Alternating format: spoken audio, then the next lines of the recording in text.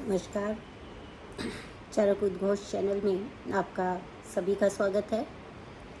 और हम चरक संहिता सूत्र स्थान पहला अध्याय पढ़ रहे हैं और इसी कड़ी में हमारा जो अगला श्लोक है वो है समवाय के बारे में। और ये 50वां नंबर श्लोक है जिसमें कि क्या कहा है उन्होंने। समवायो अपृथक भावो भूम्यादीनां गुणैर्मतः स नित्यो यत्र हि द्रव्यं न तत्र अनियतो गुणः। ये जो परिभाषा है समवाय की, इसमें वो क्या कहता है कि जो समवायो अपृथक भाव, यानी कि जो समवाय होता है वो अपृथक भाव है, यानी कि जो अलग नहीं किया जा सकता। ठीक है ना। जैसे मैंने पहले भी आपको बताया था कि संबंध दो प्रकार के होते हैं। एक तो संयोग संबंध होता है जिसको कि अलग किया जा सकता है, और जिसके बाद जिनका संयोग हुआ था वो इंडिविजुअली रह सकते हैं आराम से, उनकी इंडिविजुअलिटी पे कोई भी प्रभाव फर्क नहीं पड़ रहा है। लेकिन समवाय में क्या है, अपृथक भाव है, यानी एक के नहीं होने से दूसरा भी नहीं रहता है, इस प्रकार का भाव है। तो यहाँ पर क्या है कि जो ये समवाय जो है इसको बताना, समवाय को बताना इस श्लोक का लक्ष्य है। किसी भी श्लोक का लक्ष्य होता है ना, किसी भी चीज़ का एक प्रयोजन होता है, एक अर्थ होता है। तो इस श्लोक का अर्थ है, लक्ष्य है, वो क्या निर्दिष्ट किया गया, समवाय। लेकिन इसका लक्षण जो है, लक्षण अपृथक भाव है। आप जब भी कभी किसी भी श्लोक को पढ़ते हैं तो आपको क्या उस श्लोक में पता चला, इन चीज़ों को आप अलग से नोट करिए कि ये श्लोक किस संदर्भ में कहा गया, इस श्लोक को कहने का मूल उद्देश्य क्या था, और इसमें क्या लक्षण है, क्या लक्ष्य है। तो ये जो श्लोक है 50वां नंबर का, समवायो अपृथक भावो, तो ये वाला जो श्लोक है ये लक्ष्य करके कहा गया। क्या लक्ष्य करके कहा गया, समवाय की परिभाषा को लक्ष्य करके कहा गया। और जो इसका लक्षण है वो क्या है, समवाय का लक्षण क्या है, वो है अपृथक भाव। इसको जो है हम बता सकते हैं।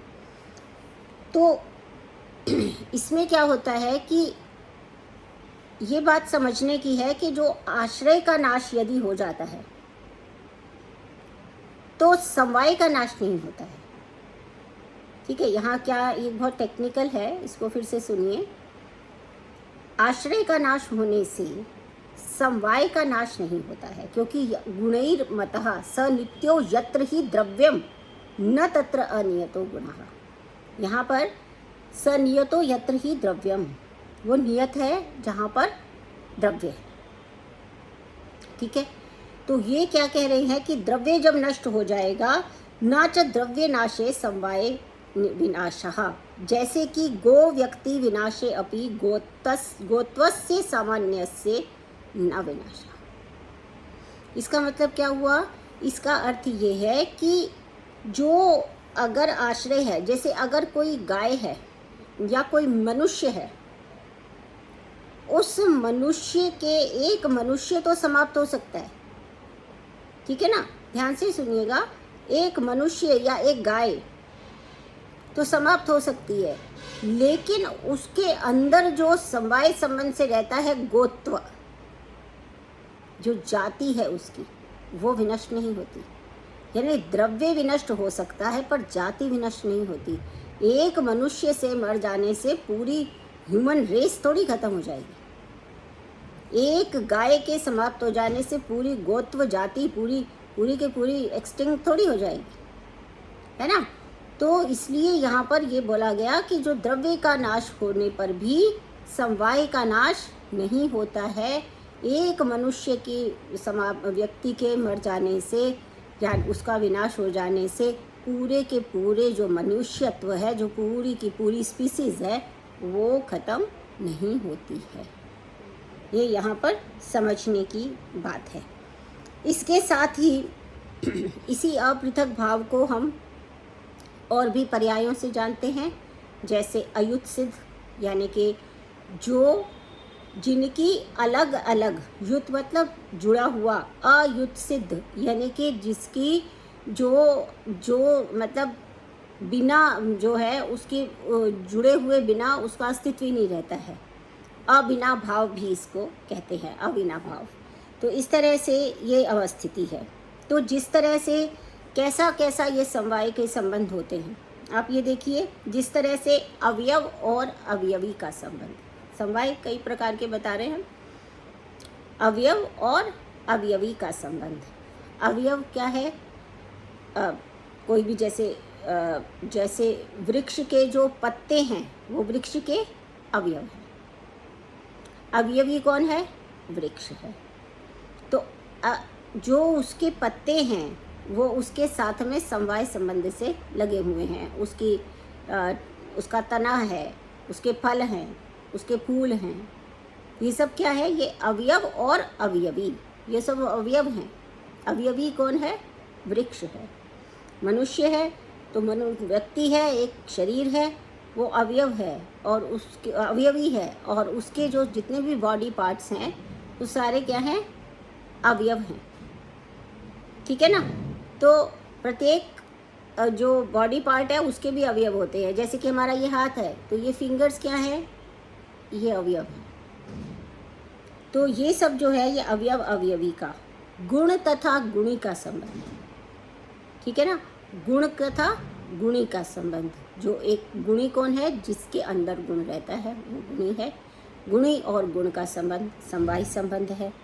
कर्म तथा कर्मवान का संबंध भी समवाय संबंध है। और सामान्य तथा सामान्यवान का संबंध, सामान्य तथा सामान्यवान का संबंध जो है वो भी जो है वो गुण गुणी का ही संबंध है। ठीक है? तो इस तरह से यहाँ पर ये जो गुण, कर्म और समवाय हैं ये पृथक भूत होकर उपलब्ध नहीं होते हैं। ठीक है ना? गुण, कर्म और सामान्य ये पृथक होकर नहीं होते हैं। क्या मतलब हुआ? इसका अर्थ ये हुआ कि ये जो गुण और कर्म हैं और सामान्य हैं इनको आश्रय चाहिए।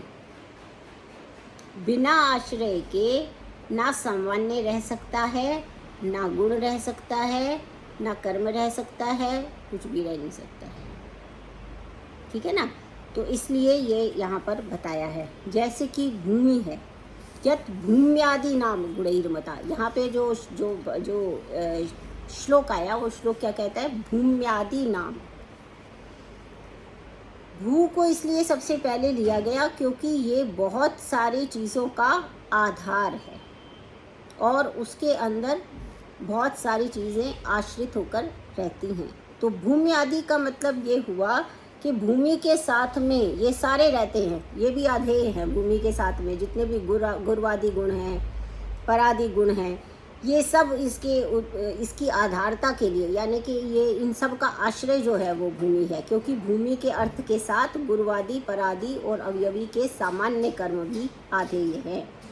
तो इस द्रव्य में भूमि के अतिरिक्त किसी अन्य द्रव्य के अनुसार संपूर्ण आधेय की संपन्नता नहीं है। इससे भूमि आदि का तात्पर्य सभी प्रकार के आधारों का ग्रहण करते हैं। कि वो कह रहे हैं कि भूमि जो है, क्या अर्थ है इसका?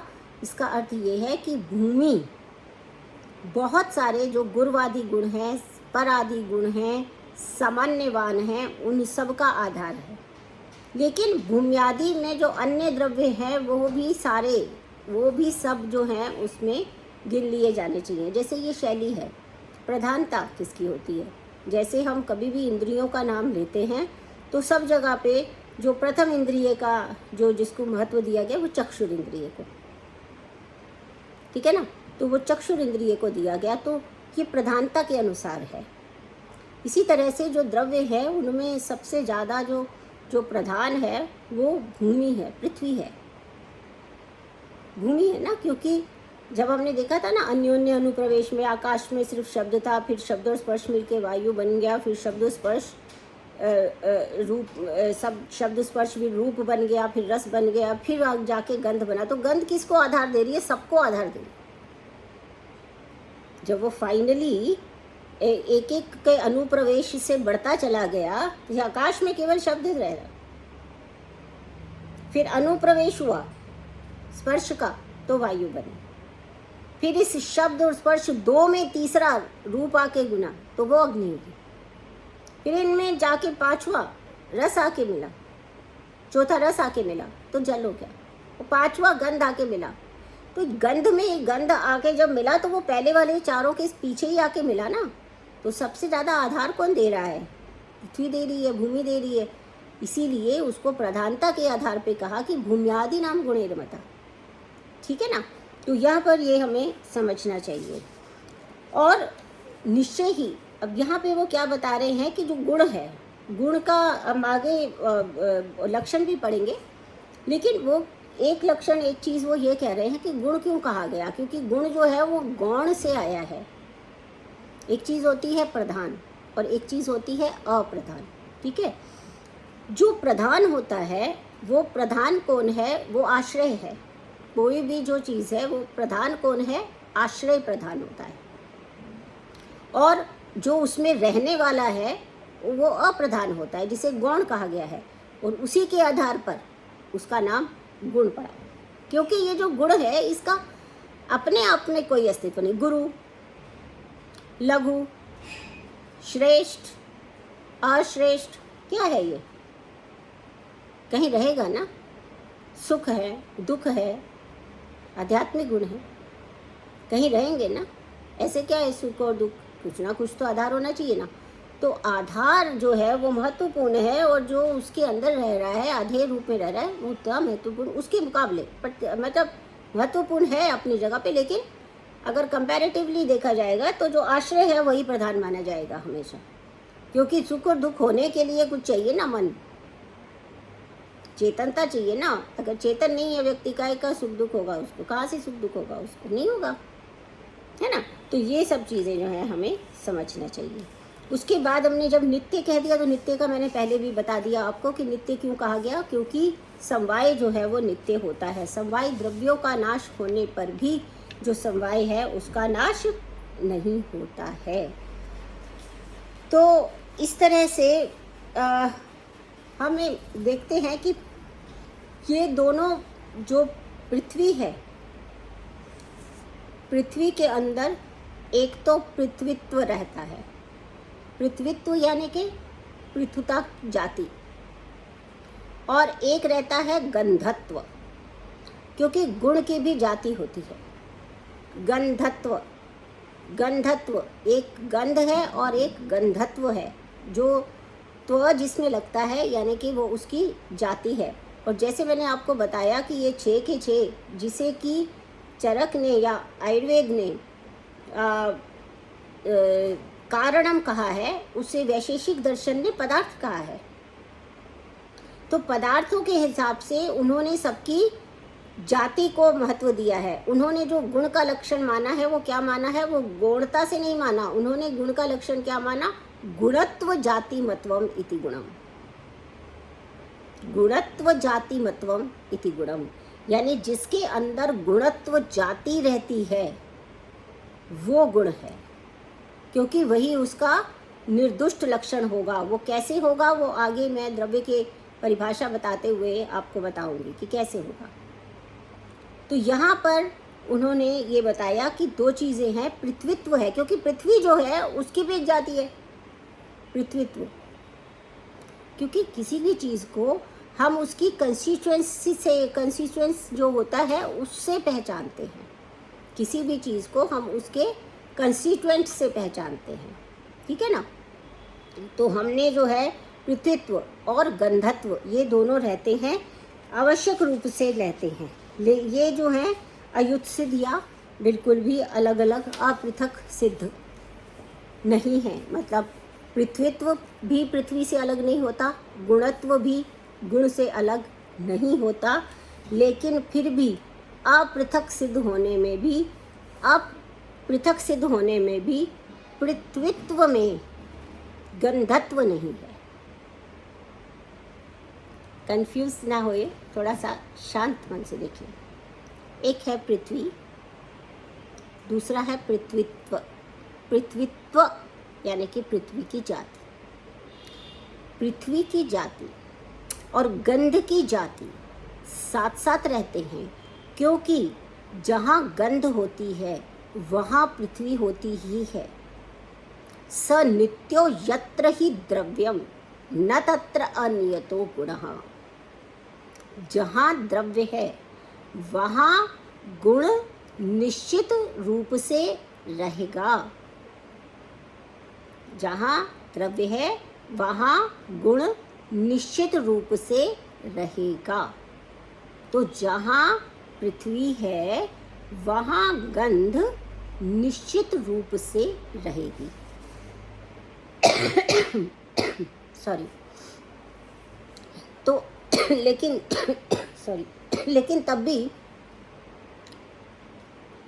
पृथ्वीत्व में, पृथ्वी का जो अपनी जाति है पृथ्वीत्व, वो उसमें रहती है। गंधत्व अपनी जाति में रहता है, गंध में रहता है।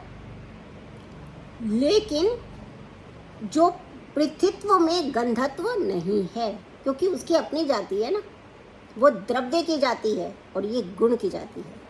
अब समझे आप, द्रव्य की जाति अपनी सेपरेट होती है और गुण की जाति अपनी सेपरेट होती है।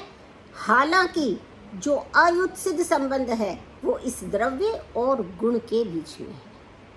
ठीक है, जो अयुत संबंध है वो द्रव्य और गुण के बीच में है। द्रव्य की अपनी जाति रहती है, गुण की अपनी जाति रहती है, वो एक दूसरे से एमलगमेट नहीं होते हैं। ये ध्यान में रखना पड़ेगा, है ना। वो एक दूसरे से एमलगमेट नहीं हो रहे। पृथ्वीत्व में गंधत्व नहीं रहेगा, क्योंकि पृथ्वी में पृथ्वी की जाति रहेगी, तब तो वो पृथ्वी कहलाएगी ना। एक उसका यूनिक साइन है ना, तो इसलिए इस चीज़ को हमें समझना है। अब आता है जो अगला श्लोक है 51 नंबर का। इसमें आता है यत्र आश्रिताः कर्म गुणाः कारणम समवायियत तद्द्रव्यम। अब जाके द्रव्य की परिभाषा इन्होंने यहाँ पर दी। मैंने जैसे पहले भी बताया कि इससे पहले जो द्रव्य बताया है, जो गुण बताया है, जो समवाय बताया है, ये सब किस संदर्भ में बताया है? ये सामान्य विशेष के संदर्भ में ही बताया गया है। अब जो द्रव्य बता रहे हैं वो द्रव्य की अपनी परिभाषा है। अब किसी भी परिभाषा का अर्थ ये होता है कि हम उस परिभाषा, वो परिभाषा और किसी के ऊपर घटित नहीं होनी चाहिए। वो परिभाषा किसी और के ऊपर घटित नहीं होनी चाहिए। ठीक है, तो इसके अंदर दो टर्म आएंगे जो आपको समझना है। एक होता है सजातीय व्यापकत्व। ठीक है, आप चाहें तो आप साथ साथ लिख सकते हैं, याद रख सकते हैं, बार बार वीडियो को सुन सकते हैं, क्योंकि जितना डेप्थ में जाकर मैं आप लोगों को पढ़ा रही हूँ, इसमें यूजी के बच्चों को कभी कभी, अंडर ग्रेजुएट्स के जो बच्चे हैं उनको कभी कभी ओवरलोडिंग लग सकता है। लेकिन मैं ऐसा समझती हूँ कि जब हम किसी भी विषय को गंभीरता से और उसकी पूरी जो गहराई है, जो डेप्थ है, उसमें जाके समझते हैं तो हमारी रुचि ज़्यादा उसमें डेवलप होती है। और अगर एक बार में, दो बार में आपको ये वीडियो अवेलेबल हैं, आप जब कभी भी सुन सकते हैं। आपको कोई भी कठिनाई आती है, समझने में कठिनाई आती है, आप कुछ और चाहते हैं, तो आप निसंकोच होकर कमेंट बॉक्स में लिख सकते हैं। मैं आप लोगों की जो दुविधा है, जो भी सजेशंस हैं, जो भी आप मेरे से कहना चाहते हैं, वो आप निसंकोच होकर मुझे कह सकते हैं। ठीक है, और किसी दिन अगर आप चाहेंगे, आप लोग अगर सुनना चाहेंगे तो हम लाइव सेशन भी रख सकते हैं, तो ताकि आपका उसी समय आपके कमेंट्स आ जाए या आप कोई क्वेश्चन मुझसे पूछना चाहें तो पूछ सकें। तो इसको हम भी आगे चल के देख लेंगे। लेकिन फ़िलहाल जो है मैं आपको बता रही हूँ कि इसमें दो टर्म्स आएंगी। एक टर्म होती है हमारे सजातीय व्यापकत्व और दूसरी टर्म है हमारी विजातीय व्यावर्तकत्व। किसी भी परिभाषा को या लक्षण को निर्दुष्ट होना चाहिए, उसके अंदर कोई दुष्टि नहीं आनी चाहिए। ठीक है, तो अगर ऐसा हम करते हैं तभी निर्दुष्ट कहलाएगा। अब सजातीय व्यापकत्व, सजातीय व्यापकत्व का अर्थ ये है कि जब हमने द्रव्य पढ़े थे तो हमने उसमें 9 द्रव्य पढ़े थे, खादिन्य आत्मा मना कालो दिशेश्च द्रव्य संग्रह। तो ये जो 9 द्रव्य हैं ये कारण द्रव्य हैं। ठीक है, और जो हमने बताया था कि 2 प्रकार से द्रव्यों को विभाजित किया जा सकता है, एक होता है कारण द्रव्य और एक होता है कार्य द्रव्य। ठीक है, कारण द्रव्य वो होता है जो कार्य द्रव्यों का कारण होता है, यानी कि जिससे उत्पत्ति होती है, जो उद्भव कर सकता है। ठीक है, तो अब अगर हम द्रव्य की परिभाषा लेते हैं तो द्रव्य की परिभाषा में बाकी सजातीय कौन है? जो बाकी के 5 पदार्थ बचे हैं, है ना। द्रव्य के अलावा जो 5 पदार्थ बचे हैं वो हैं सजातीय। 6 के 6 पदार्थ पदार्थ रूपी संज्ञा के होने के कारण या पदार्थ के अंतर्गत गिने जाने के कारण सजातीय कौन है? सारे पदार्थ एक दूसरे के सजातीय हैं। लेकिन तब भी हम जब पढ़ते हैं सजातीय तो हैं, लेकिन फिर भी उनमें कहीं ना कहीं विशेषता भी है ना। तो पदार्थ 6 हैं, इस दृष्टि से वो सामान्य है, लेकिन उसके अंदर विशेषता भी है। तो सजातीय व्यापकत्व, सजातीय व्यापकत्व का मतलब एक ये है कि द्रव्य की जितनी जाति है सजातीय। विजातीय यहाँ पे क्या हो जाएंगे? जैसे पदार्थ से तो सब सजातीय हो रहे हैं, लेकिन पदार्थ के अंदर भी जो द्रव्य है, जैसे कारण द्रव्य और कार्य द्रव्य, ये 2 जातियाँ हो गई, ये 2 चीज़ें हो गई, ये सजातीय है। तो इस पूरे के पूरे स्पेक्ट्रम में इस लक्षण को फिट होना चाहिए, तो ये कहलाएगा सजातीय व्यापकत्व। ठीक है, सजातीय व्यापकत्व यानी कि जो कुछ भी द्रव्य कहा गया है, ये लक्षण किसके लिए स्पेशली कहा गया है? ये लक्षण स्पेशली कहा जा रहा है द्रव्य के लिए। तो द्रव्य के जितने भी कंपोनेंट्स अवयव हैं उन सब पे इसको लागू होना चाहिए। ठीक है, उन सबको इस पे लागू होना चाहिए। तो द्रव्य के 2 भाग हैं, एक होता है कारण द्रव्य और एक होता है कार्य द्रव्य। ठीक है, कारण द्रव्य और कार्य द्रव्य। जो कारण और कार्य द्रव्य एज ए होल सबके ऊपर लागू सिमिलर होगा, वही जो है वो हमारे निर्दुष्ट लक्षण कहलाएगा। ठीक है, अब यह कहा गया, अब ये बात हो गई कि जब हमने कहा यत्र आश्रितः कर्म गुणाः कारणम समवायियत तद्द्रव्यम, यानी गुण और कर्म का जो आश्रय हो और गुण और कर्म के साथ में उसका समवाय संबंध हो, आश्रय भाव हो। ठीक है, लेकिन जो कारण द्रव्य हैं हमारे, जैसे खादिनी आत्मा, आत्मा जो है, अब वो आत्मा में ये जो इनमें कर्म नहीं होता है। ठीक है ना, जो कारण द्रव्य हैं उनके अंदर कर्म नहीं होते हैं, क्योंकि वो 9 के 9 कारण द्रव्य क्या है? नित्य हैं। जो नित्य होता है, यदि किसी भी चीज़ में कर्म होगा तो वो क्या हो जाएगा? परिवर्तनशील हो जाएगा। अगर हम कोई भी काम करते हैं XYZ, अगर हम ये कोई भी काम करते हैं, आप देखेंगे अगर हम कोई भी काम कर रहे हैं तो उस काम करने से कोई ना कोई कहीं ना कहीं परिवर्तन तो आएगा। परिवर्तन आएगा, इसका मतलब वो किसी ना किसी तरह से कभी विनाश को भी प्राप्त हो जाएगा। हमारा शरीर है, पहले बालक होते हैं, फिर युवा हो जाते हैं, फिर प्रौढ़ हो जाते हैं, फिर वृद्ध हो जाते हैं, मृत्यु को प्राप्त होते हैं। ये परिवर्तन चलता रहता है। हमारे द्वारा किया गया कोई छोटे से छोटा कर्म भी परिवर्तन लाता है। जिसमें परिवर्तन आता है वो नित्य नहीं हो सकता है। तो इसलिए यत्राश्रिता कर्म गुणा जो है वो द्रव्य के एक भाग पर सिर्फ सिद्ध हो रहा था। ठीक है, वो द्रव्य के एक भाग पर स्थिर हो रहा था,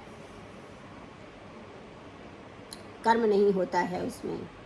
तो इसलिए इसको सजातीय व्यापकत्व इसमें नहीं है, ऐसा दार्शनिक जो हैं फिलोसोफर्स जो थे उन्होंने कहा। ठीक है, लेकिन हमारे लिए जो सबसे बड़ा दर्शन है वो है आयुर्वेद दर्शन। तो आयुर्वेद ने इसको नहीं स्वीकारा और चरक संहिता में ये लक्षण, इसी लक्षण को निर्दुष्ट लक्षण माना गया। क्यों माना गया? क्योंकि आयुर्वेद कहता है कि भाई ये जो आप बात कर रहे हैं ना, सूक्ष्म की बात कर रहे हैं, हमारे पास ये जो कारण द्रव्य, ये इनका एक जो स्थूल स्वरूप है, जो हमारे मतलब का है, जो हमारी सीमाओं के बाहर है, उसकी हमें वैसे कौन सी चिकित्सा करनी है? जो हमारी सीमाओं से बाहर है उसको हम स्वास्थ्य के संरक्षण के लिए यूज़ भी कैसे कर सकते हैं? हमारे लिए उस आत्मा का महत्व है जो जीव आत्मा है, जो हमारे ये किसी के भी शरीर में है, क्योंकि उससे उसकी चेतनता है। जीवित जो प्राणी है उसी में ही तो चेतनता है, उसके अंदर वो चेतनता है, वो चेतनता हमारे लिए इम्पॉर्टेंट है। तो हमारे लिए गुण के अंदर जो कारण द्रव्य जो बोले गए हैं, तो आत्मा के गुण भी बताए गए हैं, आत्मा के कर्म भी बताए गए हैं। क्योंकि जितने भी कर्म मन के द्वारा किए जाते हैं, हमारी इंद्रियों के द्वारा किए जाते हैं, वो सारे के सारे कर्म कौन कर रहा है? शरीर तो नहीं कर रहा है, इंद्रिय अपने आप तो नहीं कर रही है। उसके लिए उसे मन की आवश्यकता है, आत्मा की आवश्यकता है, सबसे पहले चेतनता की आवश्यकता है। तो हमारे लिए ये लक्षण एकदम ठीक है, हम इसे निर्दुष्ट लक्षण मानेंगे। हमारे लिए ये सजातीय व्यापकत्व इसमें है, क्योंकि हमने उसके स्थूल स्वरूप को ग्रहण किया है, पंच महाभूतों के भी स्थूल स्वरूप को ग्रहण किया है, पंच तन्मात्रा को नहीं किया। कि तन्मात्रा के लेवल पे जाके हमारी उतनी लिमिटेशन है ना, हमारी तो वो सीमा के बाहर है, तो हम उसकी चिकित्सा कर नहीं सकते। हम जिस स्थूल मनुष्य प्राणी की चिकित्सा कर सकते हैं, हम उसकी बात कर रहे हैं सिर्फ।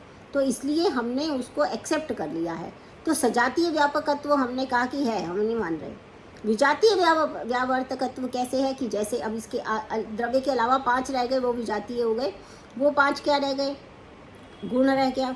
तो गुण और द्रव्य में क्या अंतर है? कि द्रव्य आश्रय है, द्रव्य ने तो गुण को आश्रय दिया हुआ है, तो द्रव्य आश्रय है और गुण उसमें रहता है। तो गुण से इसकी पृथकता सिद्ध हो गई। विजातीय व्यावर्तकत्व, व्यावर्तकत्व का मतलब है डिफरेंशिएशन।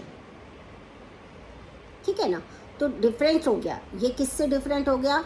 गुण से डिफरेंट हो गया, क्योंकि गुण आश्रयी भाव से रहता है और द्रव्य आश्रय देता है, तो गुण से पृथक हो गया। अब कर्म, कर्म का भी ये आश्रय है द्रव्य, कर्म भी आश्रयी भाव से इसमें रहता है, क्योंकि कर्म भी होने के लिए कोई ना कोई द्रव्य चाहिए। बिना द्रव्य के कर्म कैसे होगा?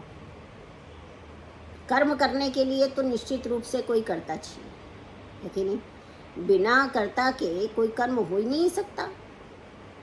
या किसी भी को अगर हम चाहते हैं कि भाई हमें जो है वो उष्ण वीर्यत्व गुण है उसका, और कर्म वो क्या कर्म उसको क्या करना है, शरीर में उष्णता उत्पन्न करनी है। करेगा कैसे, कोई द्रव्य देंगे जिसका कि वीर्य उष्ण हो, तब वो द्रव्य जाकर उष्णता वाले कर्म को शरीर में करेगा। गुण अपने आप तो शरीर में जाएगा नहीं, उसको किसी ना किसी द्रव्य की आवश्यकता पड़ेगी। कर्म को करने के लिए कोई द्रव्य की आवश्यकता पड़ेगी, तो कर्म से भी ये भिन्न हो गया। तो बाकी क्या रह गया, द्रव्य तो है ही है, गुण, कर्म, फिर सामान्य। सामान्य और विशेष और समवाय, ये तीनों तो ना किसी के कारण होते हैं ना कार्य होते हैं। आगे आने वाले श्लोक की व्याख्या में इसको और स्पष्ट करूंगी। लेकिन क्योंकि ये सामान्य, विशेष और समवाय जो है, ये तीनों भी द्रव्य से अलग हैं, क्योंकि इनको भी, जो सामान्य, विशेष, समवाय हैं, इनको भी या तो द्रव्य चाहिए। कैसे सामान्य होगा, कोई भी चीज़ कैसे सामान्य होगी, जैसे हमने परिभाषा भी पढ़ी थी, तो कैसे सामान्य होगी, ये तो द्रव्य सामान्य होगी, या गुण सामान्य होगी, या कर्म सामान्य होगी, या द्रव्य विशेष होगा, या गुण विशेष होगा, या कर्म विशेष होगा। इनको भी तो आश्रय ये चाहिए ना। अपने आप में तो सामान्य कुछ नहीं है, अपने आप में विशेष कुछ नहीं है। और समवाय तो क्या है, वो एक संबंध है, वो तो द्रव्य हो नहीं सकता। द्रव्य के साथ में जो गुण और कर्म जिसके कारण रहते हैं, जिस संबंध में रहते हैं, उसको हमने समवाय कहा है। तो इसलिए द्रव्य की ये परिभाषा, यत्र आश्रितः कर्म गुणा कारणम समवायियत तद्द्रव्यम। समवाय का कारण कौन है, द्रव्य है। क्यों, क्योंकि द्रव्य में ही आश्रित होकर रहना है। समवाय संबंध रहेगा कहाँ, द्रव्य के अंदर, और किसका रहेगा, गुण और कर्म का रहेगा। ठीक है ना। तो इसलिए ये आयुर्वेद की दृष्टि से यत्र आश्रिता कर्म गुणा कारणम समवायियत तद्द्रव्यम बिल्कुल निर्दुष्ट लक्षण है। इसी प्रकार से अगले लेक्चर में हम गुण को भी निर्दुष्ट सिद्ध करेंगे। कैसे सिद्ध करेंगे, दो शब्द याद रखिएगा, सजातीय व्यापकत्व और विजातीय व्यावर्तकत्व। अर्थात गुण के सभी प्रकार के गुण सामान्य हो, आध्यात्मिक हो, वैशेषिकों, जो भी गुण हो, उन सबके ऊपर उसे लागू होना चाहिए। और उस गुण को द्रव्य, सामान्य, विशेष, समवाय, इन सब से विजातीय यानी पृथक होना चाहिए। उसी लक्षण को हम निर्दुष्ट कहेंगे। तो अगले लेक्चर में हम अब गुण को लेंगे। आज के लिए इतना ही। बहुत बहुत धन्यवाद और आप सबका स्वागत है। अपने प्रश्न आप हमेशा कमेंट बॉक्स में लिखकर भेज सकते हैं। नमस्कार।